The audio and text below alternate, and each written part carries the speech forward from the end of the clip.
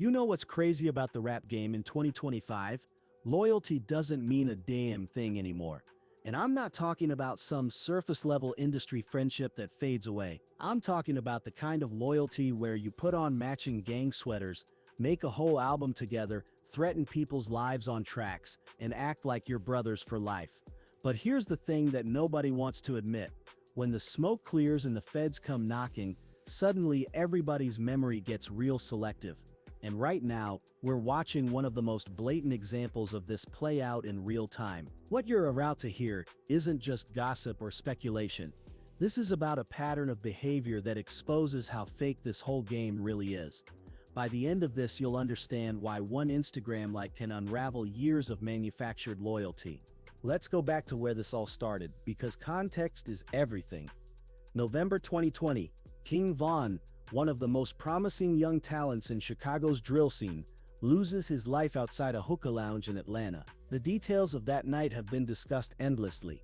But what matters is this: it wasn't a random incident. Von and his crew ran into Quando Rondo and his people, and things escalated fast. Von allegedly tried to get that viral moment, going after Quando to send a message, but Lil Tim, who was with Quando's crew, ended up taking Von's life in what he claims was self-defense. The streets erupted, Chicago was mourning, Lil Durk lost his closest friend and collaborator. But here's what most people don't realize. This wasn't just a tragic street incident. This was the spark that ignited the most toxic beef in modern hip-hop, and it pulled everyone into picking sides. NBA Youngboy was closely affiliated with Quando Rondo through his Never Broke Again label. Durk was OTF through and through, the battle lines were drawn in blood, and there was no neutral ground. Fast forward to June 2021.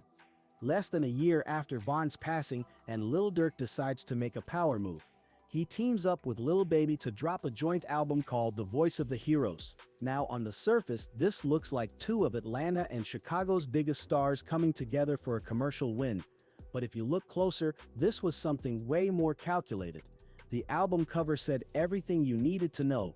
Durk standing there in his OTF sweater, Baby right next to him in his 4PF hoodie, both of them representing their respective crews like they're forming an alliance. Prosecutors absolutely loved this, by the way. When you put your gang affiliations on your album cover, you're making their job easier, but the timing is what really matters here. This dropped just months after they tried to take out Quando Rondo in Georgia. You remember that. May 2021, Quando gets shot at over 100 times in broad daylight. He survives by pure luck, and then within weeks, Durk and Baby are in the studio making threats on wax. The lyrics on that album weren't subtle either. Durk's talking about spinning on ops, about how they don't wait for things to die down, how they're coming tomorrow. He references Quando's interview with Angela Yee, where Quando sat in a Rolls Royce and explained what happened the night Von passed. Durk literally says that Rolls better be bulletproof because we're shooting at them stars. These aren't metaphors, these are direct threats. And Lil Baby is right there co-signing every word. This is his album too. His name is on the cover. Meek Mill even jumped on a track talking about spinning for Von, making it clear that this wasn't just Durk's vendetta, this was a collective statement. And Baby was fully invested in this narrative. He wasn't some innocent bystander who got caught up. He willingly joined forces with Durk during one of the most heated moments in hip-hop, knowing exactly what it meant. But NBA Youngboy isn't the type to let disrespect slide, especially when it's coming at his people. So he drops I Hate Youngboy less than a year later, and it's one of the most scorched earth diss tracks in recent memory. He's going at everyone. Durk, obviously. King Von, even in death, Gucci Mane. Boosie. He's burning every bridge and making it clear he doesn't care about industry politics. But here's the part that matters for this story. He didn't just go at Durk, he called out Lil Baby directly. Baby with him. 4PF, 4 pulse firing. He's telling the world that Lil Baby picked a side and now he's a target too. This wasn't an accident. Youngboy knew exactly what he was doing. DJ Academics even revealed that back in 2021, when Lil Baby tried to get a feature from Youngboy, he got turned down cold. Ack said he was in the car with Youngboy trying to convince him to work with Baby because it made financial sense. But Youngboy shut it down immediately, saying he couldn't work with him because of the Durk affiliation. The beef was that deep, that personal, that real. Jump to March 2023, and things get even messier. Jada Morant, who's basically a walking YoungBoy superfan, gifts Lil Baby a signed jersey after a Grizzlies game. Baby's on camera quoting YoungBoy's lyrics, specifically the "It's a Parade Inside My City" bar that Jada made famous. It seems harmless, right? Just two people appreciating good music. But YoungBoy didn't see it that way. He hopped on Twitter and sent out a warning that everyone knew was about Baby. "That bitch has now got to run into me too. Better remember he chose a side, this shit get gangsta." That tweet got deleted quick, but the message was clear. YoungBoy hasn't forgotten, he hasn't forgiven, and he's not interested in any fake reconciliation just because time has passed. Academics even admitted that YoungBoy told him straight up he doesn't care about money or clout when it comes to his principles. He's not doing features with people who stood against him, period.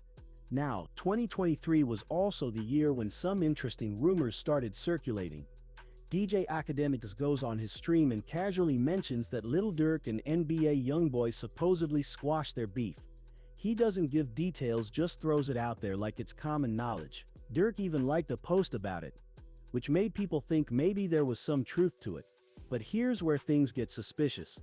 Around the same time, Young Thug's RICO case is dominating headlines, and that interrogation tape leaks where Thug is allegedly cooperating with authorities. This is devastating for Atlanta's street reputation. Gunna takes a plea deal. The whole YSL situation is falling apart.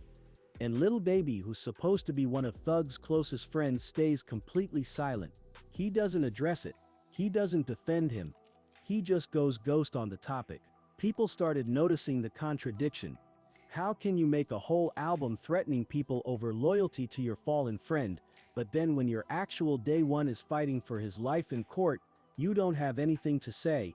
The streets started questioning what Lil Baby really stands for. Then October 2024 hits, and everything changes. Lil Durk gets arrested by the feds on murder for hire charges. The paperwork is serious. They're alleging he orchestrated a plan to eliminate Quando Rondo, and they've got evidence, wiretaps, money trails, the whole package. Durk's sitting in jail with no bond, and legal experts are saying he's looking at serious time if convicted. Suddenly, the power dynamic in this whole situation shifts. The guy who was running Chicago, the guy everyone was riding with, the guy who had the streets behind him, he's not coming home anytime soon. And when that happens, you start to see who's really loyal and who was just there for the clout. Fast forward to September 2025, and the United Center in Chicago cancels NBA YoungBoy's concert with 1 day's notice. The official reason: concerns about violence due to his ongoing beef with Durk. Even though Durk's locked up, his presence still looms over Chicago. But the cancellation also shows something else. YoungBoy is thriving right now. He's on a national tour. His performances are getting insane reactions. People are fighting in crowds because the energy is that intense. Meanwhile, Durk's behind bars and his whole crew is scrambling. So now we get to the present moment. And this is where things get really interesting. People start noticing changes in Lil Baby's social media behavior. There are reports that he's been liking NBA YoungBoy's posts. Not just random posts, but specific ones featuring people from YoungBoy's circle. Comment sections are going crazy. People are pointing out that Baby allegedly unfollowed Durk at some point, though he did shout "Free Durk" at one of his shows. But actions speak louder than words, right? If you're really riding for someone, you don't need to unfollow them. You don't start showing love to their biggest enemy. Yet here we are, watching what looks like a calculated pivot. Baby's career isn't doing as well as it used to. His recent releases haven't had the same impact. Atlanta is dealing with internal conflicts and embarrassing situations. Meanwhile, YoungBoy is the hottest thing in rap right now, and everyone wants to be associated with winning. This is where we need to talk about what this really means.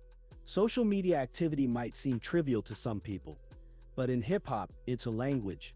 When you like someone's post, you're co-signing them. When you unfollow someone, you're making a statement. When you stay silent on important issues, you're showing where your real priorities are. Lil Baby can't have it both ways. He can't make an entire album with Durk threatening Quando Rondo and YoungBoy's people, put on that OTF sweater and act like he's locked in for life, and then 2 years later start creeping back toward the other side when it's convenient.